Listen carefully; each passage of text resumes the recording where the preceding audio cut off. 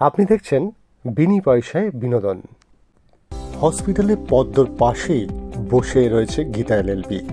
গীতা পদ্মকে বলতে থাকে যে তোকে সুস্থ হতেই হবে, পদ্ম যেভাবেই হোক তোকে আবার জীবনে ফিরে আসতে হবে, নয়তো অগ্নিজিৎ মুখার্জি অর্থাৎ আমার শ্বশুর ফেঁসে যাবে। তোকে সুস্থ হতেই হবে, সত্যিটা তোকে জানাতেই হবে সমাজকে। এমন সময় ডাক্তার এসে বলে এবার আপনাকে সরে যেতে হবে, রোগীর অবস্থা আশঙ্কাজনক। সেখান থেকে পদ্ম উঠে বাইরে বেরোতে যাবে, হঠাৎ দেখে ভজন মিত্তি আর কিরণকান্তি দাঁড়িয়ে প্রেস মিট করছে। কিরণকান্তি বলছে যে এই পদ্মকে কিভাবে অসহায়ের মতন মারধর করেছে।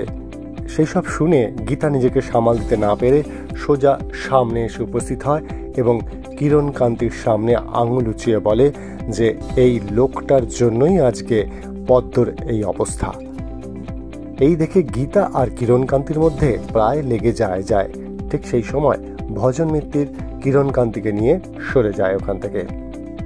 ভজন মিত্তি গীতাকে বলে কোর্টে তোর সাথে আমার বড় খেলা হবে। এদিকে গীতা মেহেকের সাহায্য নিল এই কেসটা লড়ার জন্য। সে তাকে বলল কৃপানের সাথে মিছিমিছি প্রেম করতে, আবার প্রেমের অভিনয় করতে। মেহেকও রাজি এবং মেহেক কৃপানকে ফোন করে কথা বলতে যায়।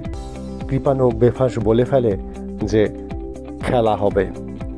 এই খেলাটা যে কি হবে সেটা দেখার জন্য দেখতে হবে বিনি পয়সায় বিনোদন।